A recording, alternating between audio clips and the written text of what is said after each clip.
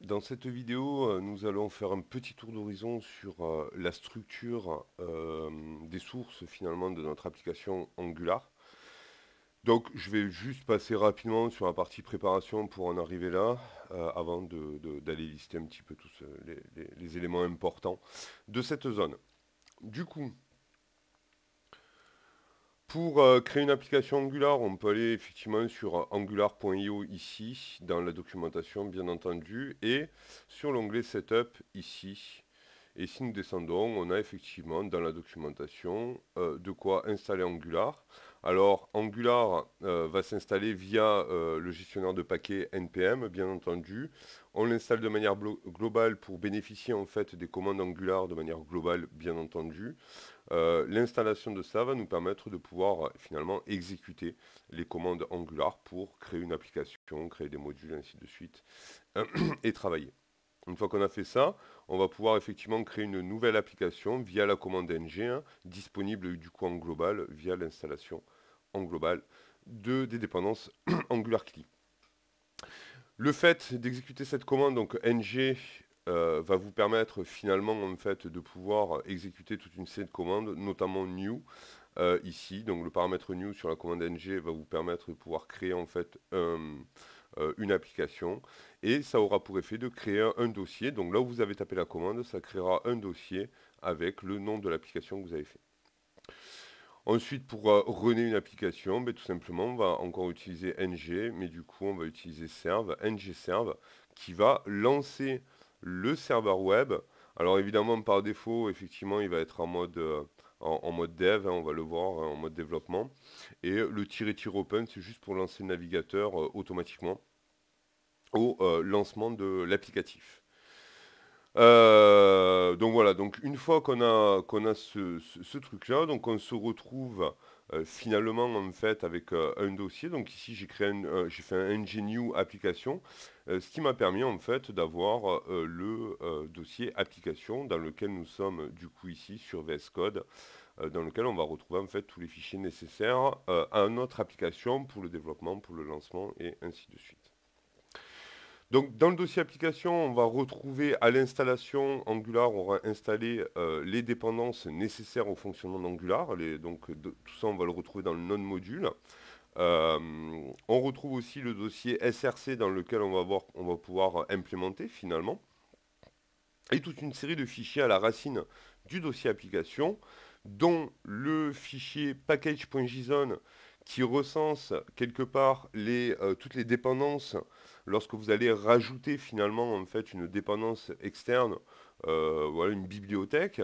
Et bien du coup en fait on va utiliser évidemment npm pour le faire, ou aussi on peut rajouter en fait le nom de la dépendance ici, npm install, et puis ça va mettre à jour, si vous voulez, la liste des dépendances. Donc ici, on va retrouver les dépendances et bien entendu ici une série de scripts qu'on va pouvoir lancer. Par exemple, du coup, le start en fait ici qu'on va retrouver ici sur les scripts. Il vous suffit de faire euh, npm start par exemple, ça va lancer en fait ngserve.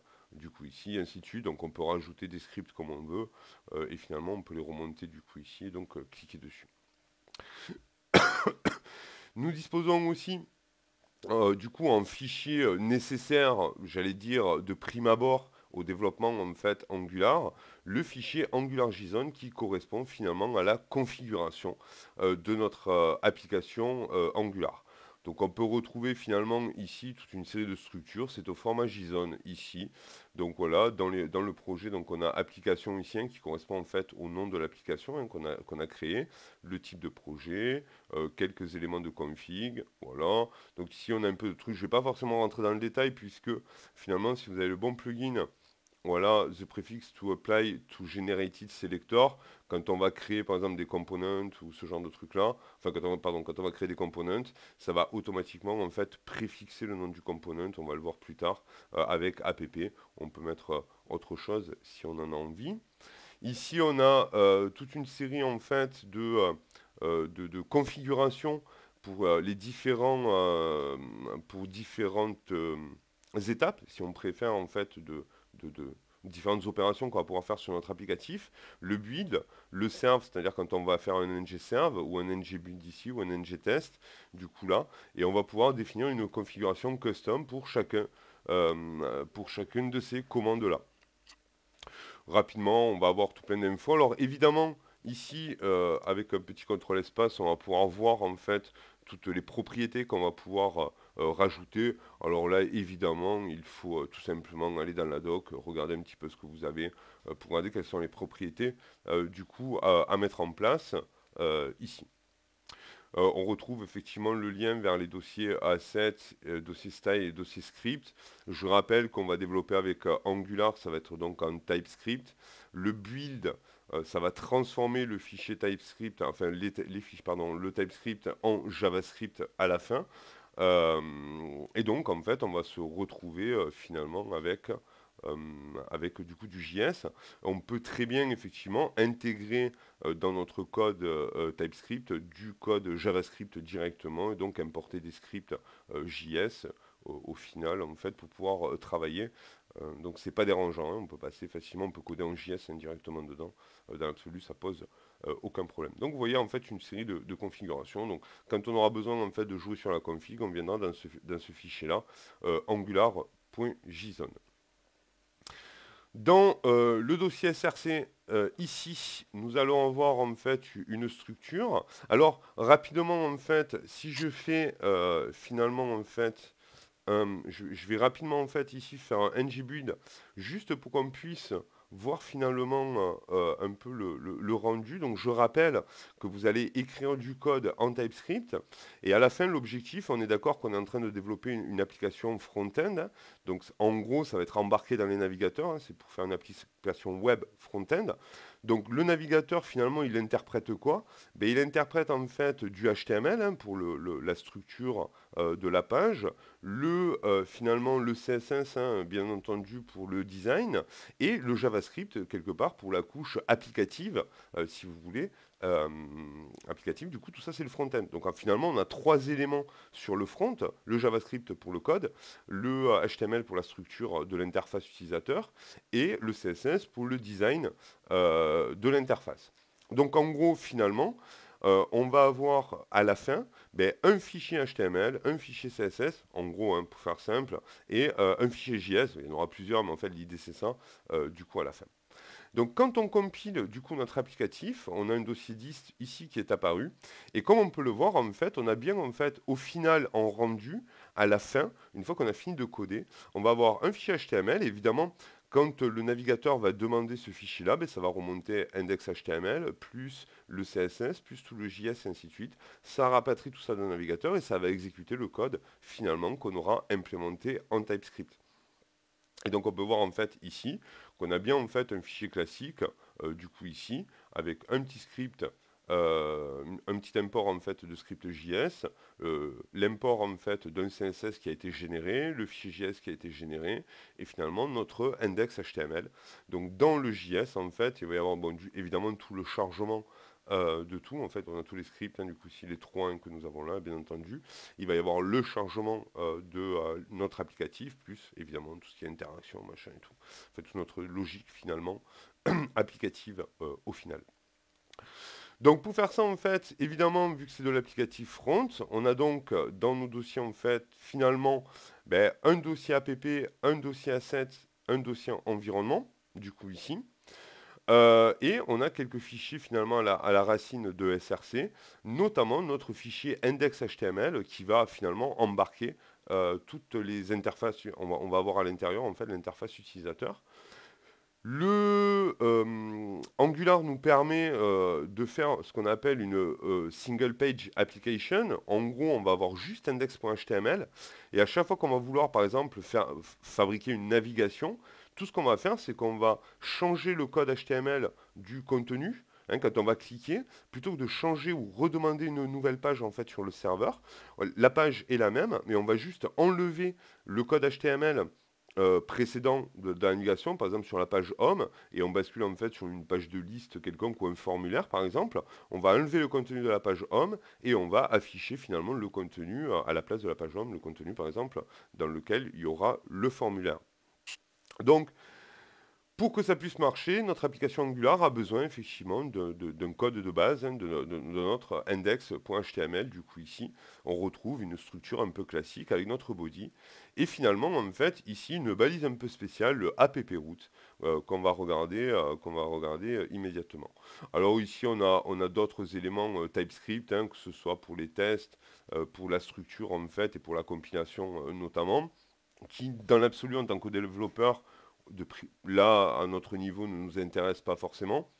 On a effectivement le fichier style.css que vous pouvez voir importé là dans angular.json, que vous retrouvez en fait finalement ici, hein, qui est importé hein, dans la configuration. Ça va automatiquement importer ce fichier styles.css, du coup ici, et évidemment le dossier asset, hein, pour les assets, le dossier asset qui contiendra du coup toutes les images de notre applicatif, les images, les polices, et ainsi de suite, hein, qu'on pourra mettre du coup dans ce dossier-là, et qui sera embarqué finalement, et qui sera inséré facilement dans nos interfaces utilisateurs, bien entendu du coup le favicon, ici.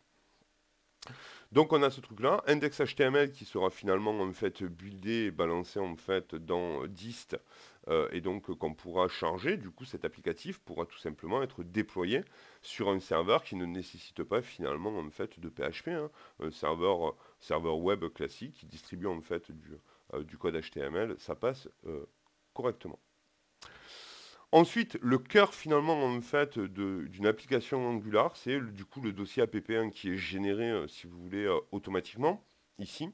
Et donc ici, la structure, ça va être notre structure de base. Et sur Angular, et c'est un petit peu l'idée en fait ici, sur Angular, on a, c'est ce qu'on appelle la programmation modulaire. Le module reste l'élément central finalement d'Angular. Ce dossier app, en fait, c'est le dossier du module, du app module, hein, du module app, qui est le module, en fait, si vous voulez, de base d'Angular. C'est à partir de ce module-là qu'on va pouvoir travailler. Alors, un module, c'est quoi? C'est un dossier. De toute façon, ça crée automatiquement un dossier, comme on le verra dans la vidéo sur les modules. Ça va créer un dossier, et dans ce dossier-là, dans ce module-là, on va pouvoir y mettre tout plein d'éléments en fait de notre logique applicative. Ça va du service aux interfaces, aux classes, aux énumérations, aux filtres, aux components, et potentiellement, pourquoi pas, à d'autres modules, bien entendu. Évidemment, ce que nous propose du coup Angular par défaut, c'est donc ce module, hein, qu'on verra un peu en détail, et il nous propose un deuxième élément qui est finalement un autre élément important en fait d'un applicatif Angular, qui est le component. Et donc finalement au chargement de notre, du moins à l'initialisation de notre application par défaut, Angular propose finalement en fait le module, euh, un component lié à ce module qui est donc l'app component du coup ici. Rapidement, le component est découpé en quatre fichiers ici. Le fichier HTML qui correspond finalement à la vue de notre component ici, qu'on peut d'ailleurs effectivement observer du coup en rendu finalement en bas. Voilà, ici là. On peut le voir en fait en rendu ici. Donc on a tout le code en fait ici, hein, qui correspond à cette vue-là. On a évidemment le code CSS, évidemment comme on a dit, hein, vu que c'est de la vue ici, le component en fait finalement c'est de la vue. C'est un morceau, si vous voulez, de votre interface utilisateur. Vous avez le code HTML de cette interface utilisateur. Évidemment, ce component, cette interface, on est d'accord qu'un utilisateur va interagir avec elle, donc effectuer des actions, vouloir faire des retours. Et donc, il va nous falloir une logique métier qui va gérer, si vous voulez, ce morceau d'interface utilisateur.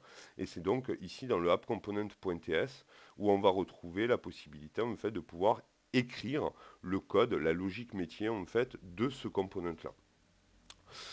Et évidemment, il y a un truc pour les tests. Du coup, ici, pas besoin de s'embêter. Du coup, ici, on a la partie de test. Du coup, ici, qui va nous permettre de tester, si vous voulez, le component. Ce component, en fait, ici, par défaut, il est inséré. Évidemment, il est déclaré dans ce module-là. Ce qu'on va pouvoir faire, alors je reviens pardon sur la partie TS. Évidemment, le component qui est un morceau d'interface utilisateur, comme on a vu, il y a du code HTML, du CSS. Et évidemment, on va pouvoir insérer finalement, c'est ça qui est intéressant, on va pouvoir insérer cette structure, cette interface, ce component. On va pouvoir l'insérer un peu où on veut dans nos interfaces utilisateurs. Et donc ici, pour pouvoir insérer ce truc-là, on a ce qu'on appelle un sélecteur, le app-route ici, qui a été inséré finalement dans le fichier index.html ici. Donc en ayant fait en fait cette opération-là, en ayant inséré le app-route, ça a inséré le code de l'app component ici, tout ce code-là qui est ici, ça a été inséré en fait dans le body de l'index.html. Et du coup, à la fin, on se retrouve bien avec cette structure ici. Si par exemple, j'enlève le app-route ici, si je le supprime, ça va, alors évidemment, j'ai mon appli qui tourne. Évidemment, maintenant, j'ai une page blanche puisque j'ai enlevé le code qui était contenu finalement dans le app component. Par exemple, si j'écris, hop, pardonnez-moi, petit, petit bug du coup ici.